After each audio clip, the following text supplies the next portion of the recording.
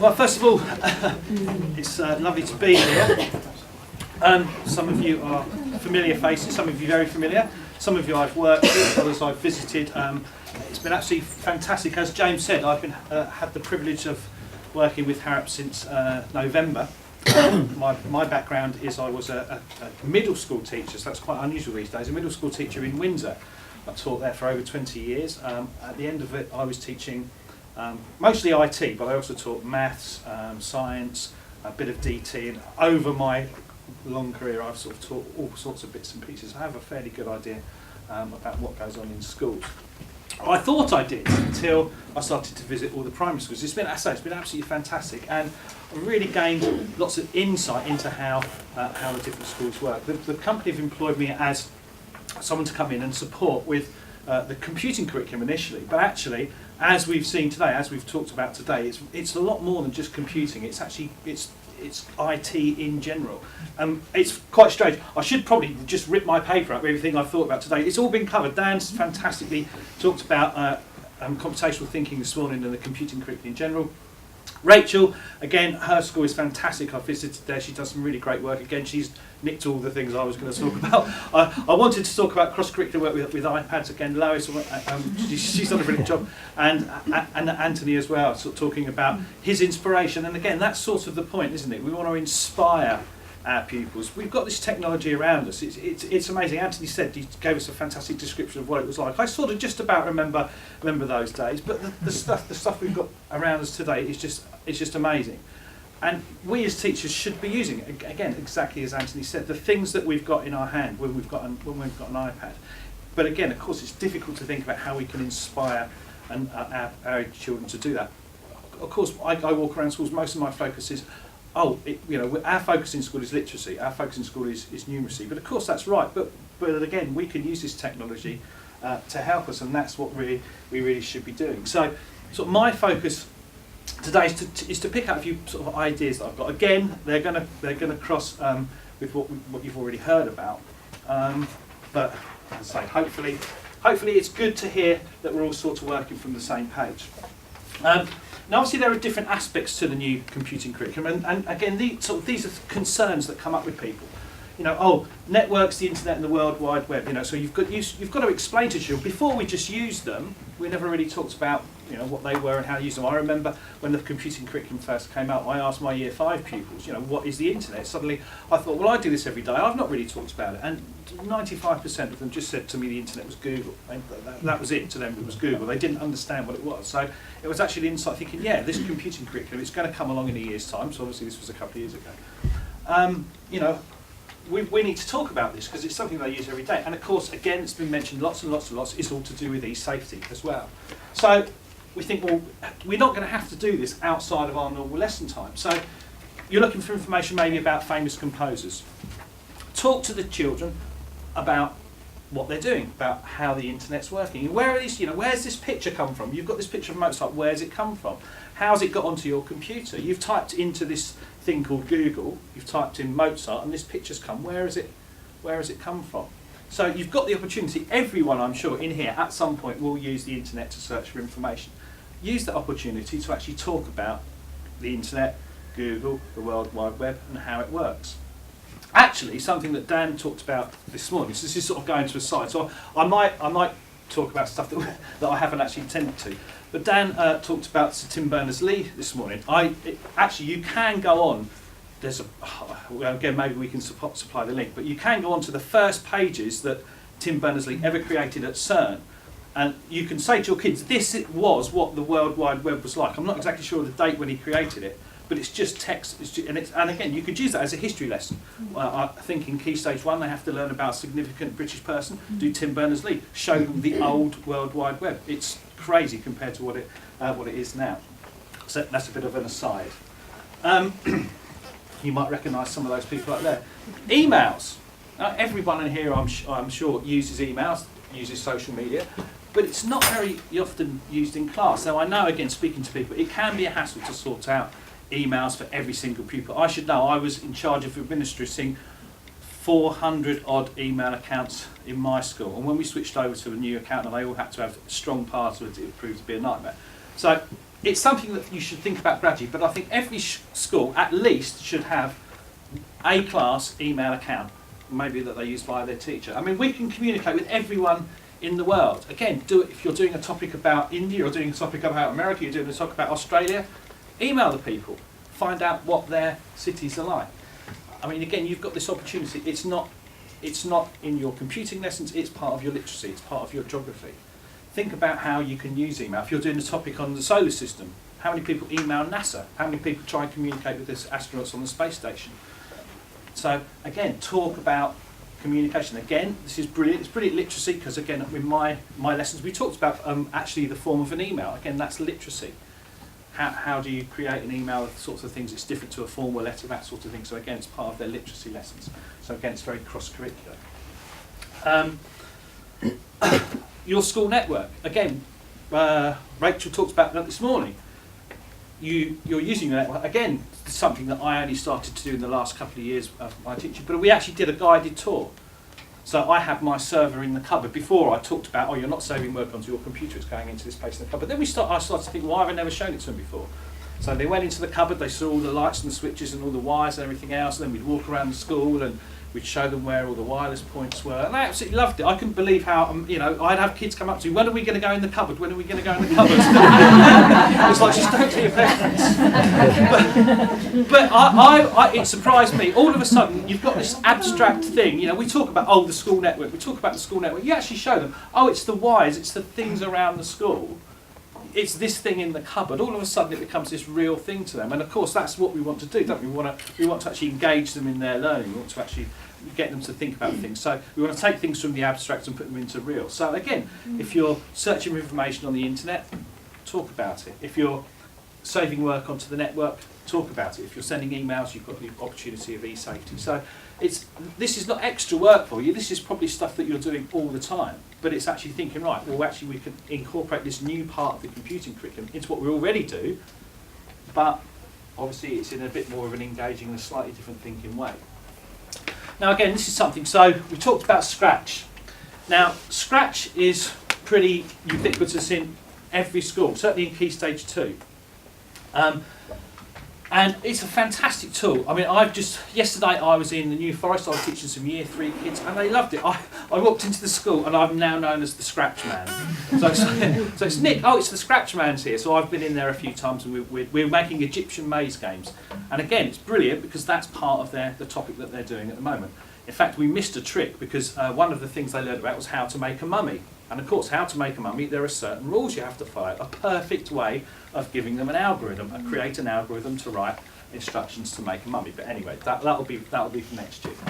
But we're making this game, and again, the thing is, they absolutely love it. You don't have any problem engaging them, and that sort of can be the issue on occasions. I've walked into schools and said, how are you getting on with your program? Oh yeah, we're brilliant. We're doing Scratch. Oh, fantastic, yeah, Scratch is great, yeah. So what do you actually do? Oh yeah, well, I just give them the thing to do, and then I just let them get on with it. Now, we've sort of heard that from a couple of the people today, and I'm sure they don't do this, but it can be very easy just to let your kids go and play on Scratch. You watch them, they're having a brilliant time, they're motivated, they seem to be engaged, and you think they've learned something because they've created it.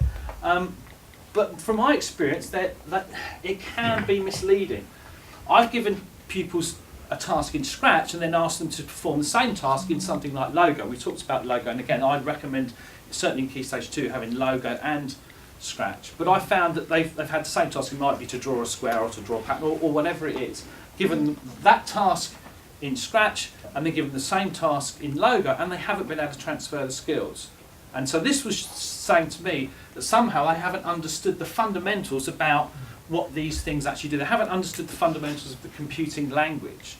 So sort of my analogy would be, we teach a kid to use Word, for instance, so they know how to use the icons, they can change the fonts, they can save their work, they can print it out. So they learn the basics and the fundamentals of how the software works. But that doesn't necessarily mean they understand how to use the English language. When we use Word, our focus is capital letters, spellings, punctuation, grammar, the form of the letter, its purpose, or the form of writing it for its purpose. So we don't necessarily think because they can use Word, their literacy skills have improved. And I think that's sort of the danger I'm not saying everyone's doing this. I think there can be the danger when you think you're using Scratch, your pupils are really engaged in it, but they haven't understood this fundamental underlying concept of these things like repeat loops and creating procedures or creating little programs or forever loops or if-then statements. And again, I've sort of worked on this with my with this little group of Year 3 pupils. And again, just reinforcing the fact that there's, and again, as Dan said this morning, there are very few rules, but I think we can't just assume that because our pupils have done Scratch, they've automatically learned these rules. Now, we talked about computational thinking this morning, and this is sort of a basic version. I'll put this on there, and again, this is what I've been talking about with my kids. If you look on the CAS website, it talks about generalisation, abstraction, and it can be a bit. And again, when I first read it, I don't really know what that means. You break it down; it's sort of basic into this thing.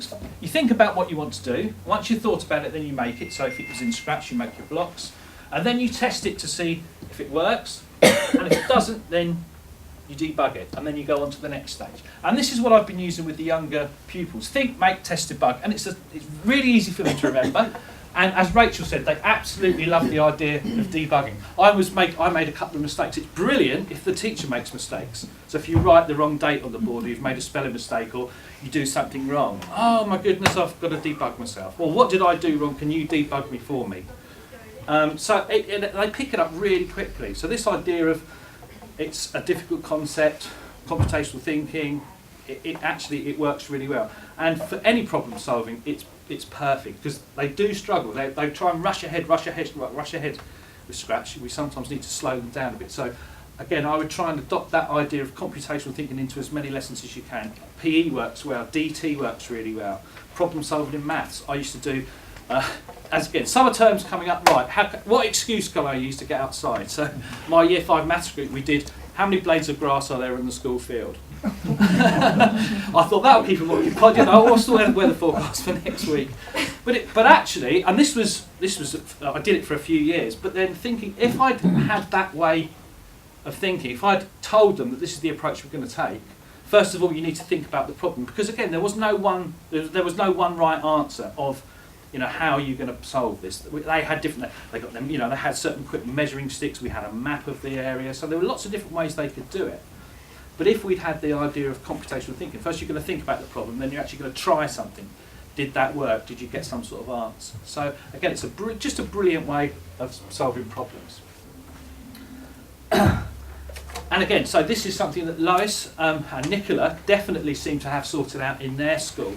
And it's the progression, it's what software is being used throughout the school. And again, I'm going into schools, so this is something I've observed. I'm going into schools and working with Year 5 or Year 6 teachers and saying, oh, so what do they do in Year 2? I've no idea. What software experiences have they got in Year 4? No, I'm not sure. And I think it's really important that we have progression moving on through the years. We're building up their skills, building up their experiences as they go through. So I've sort of done a very basic map here. That's one thing about these boards, so you can just wave at them and they disappear. So yeah, this would sort of be a progression that you could use for the programming strand. So you might start off with BBots, then move on to Scratch Junior, Sphero Drive. There is a couple of Spheros on the stand. They're actually fantastic. It could be like the next thing.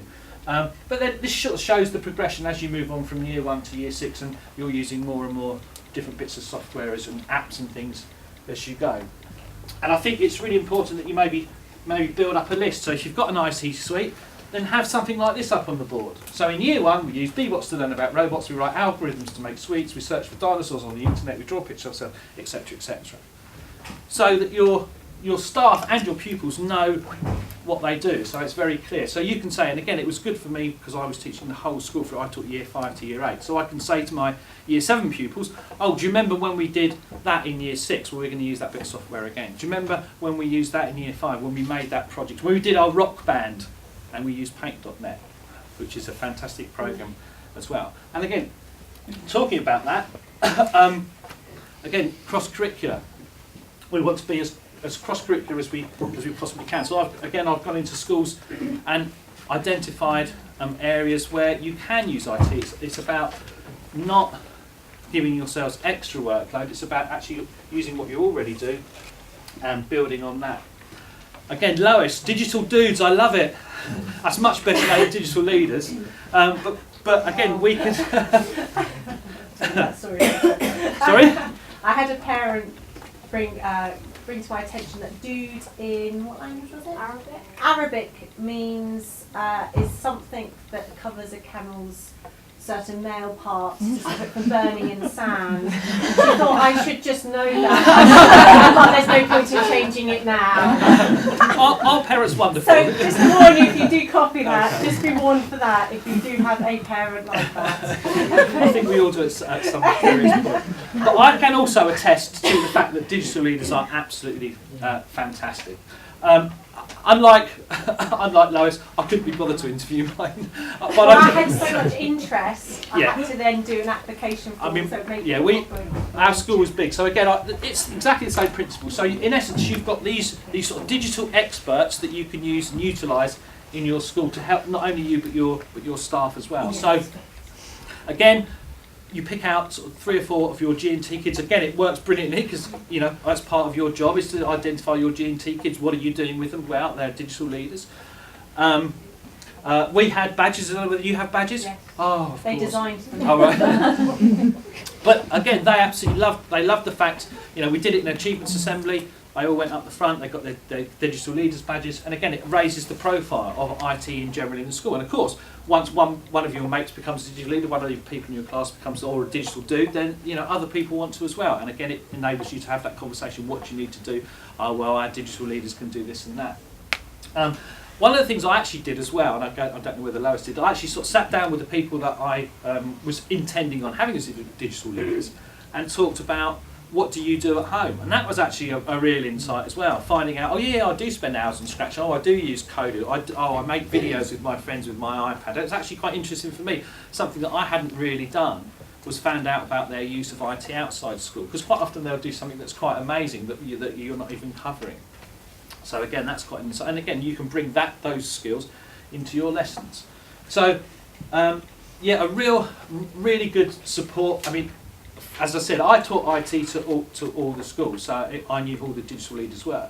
But when we had other staff bringing their classes into the IT suite, again, it was brilliant for them because my digital leaders would be able to sort of help with any sort of issues that the staff might have. They'd be experts in the software. So the first port of call wasn't, oh, can you help me, teacher, whoever it was, Mrs. Jones or Mr. Smith or whatever. It would be, oh, ask the digital leader. That would be the first port of call. They can also be asked to help with things like your case of iPads. So again, that could be a problem.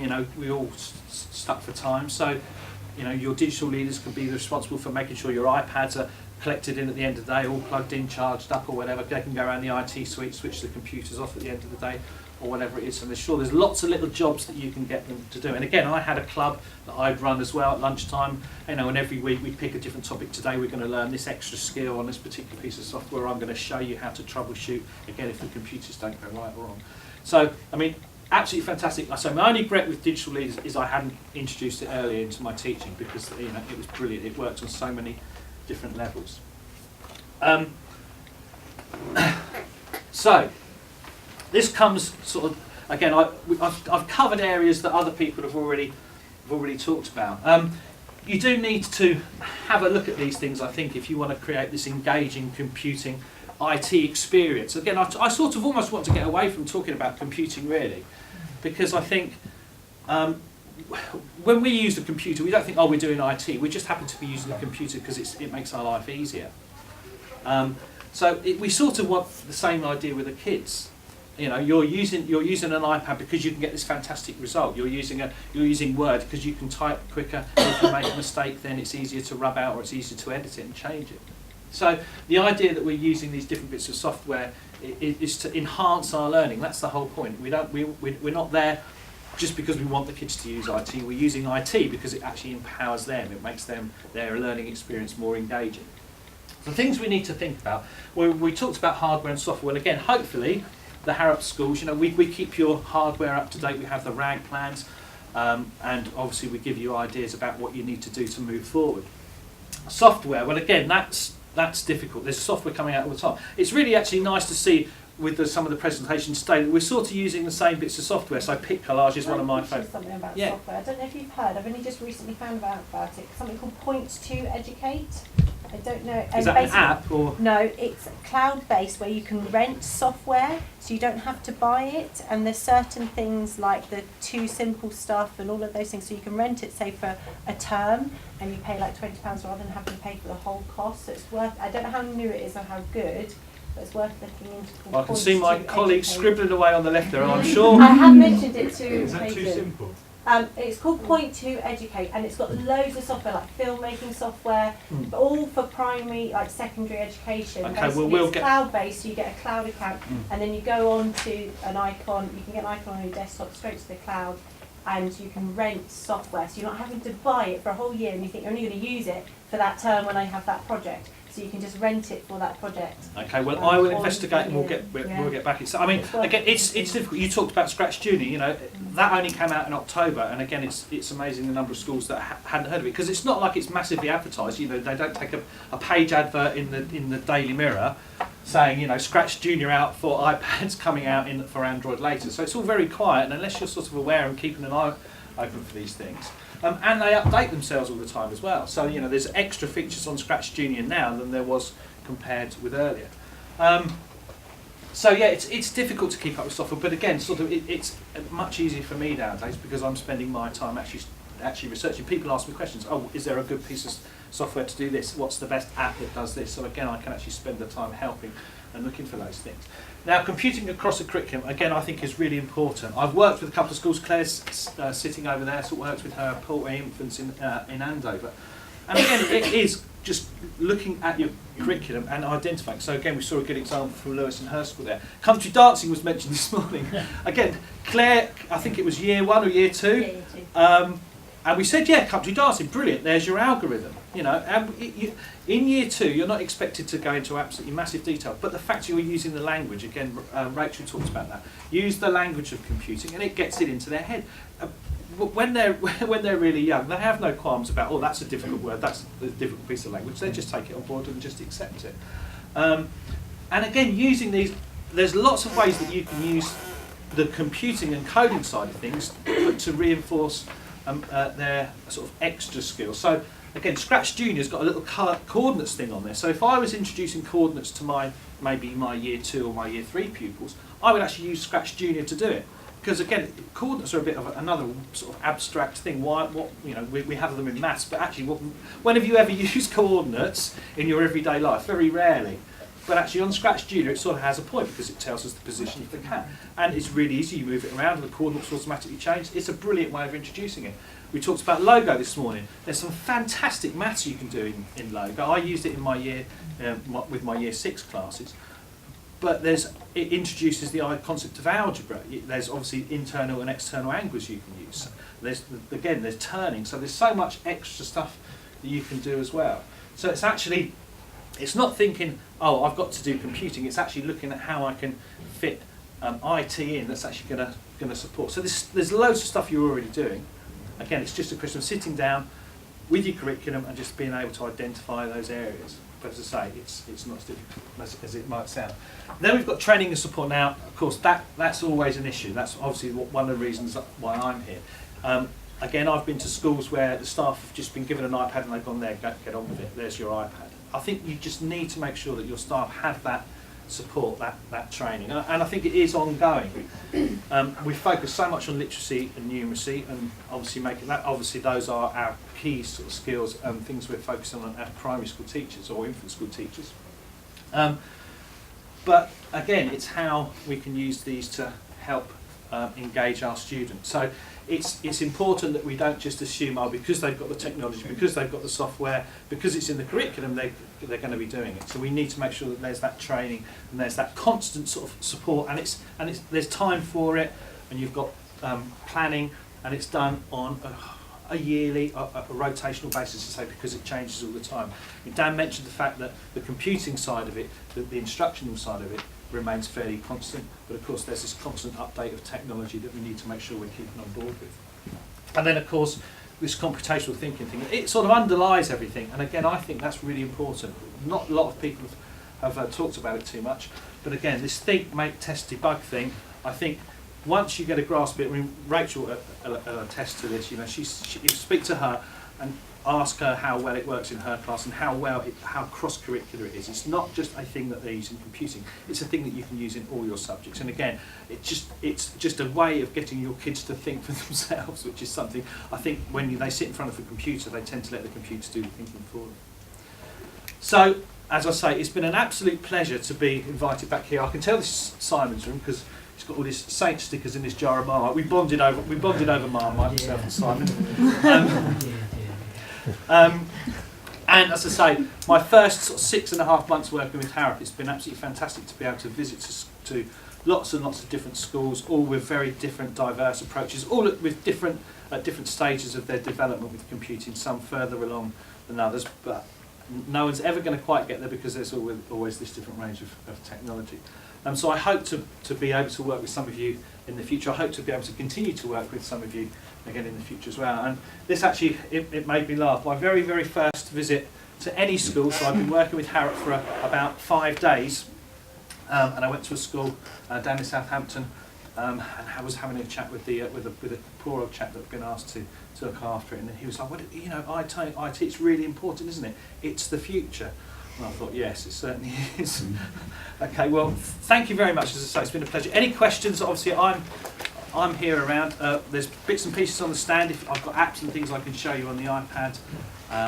And there's say Sphero, if any of you want to have a go at that. It's sort of like a Bebop, but like take it to the next level. But again, thank you very much for your time. Thanks.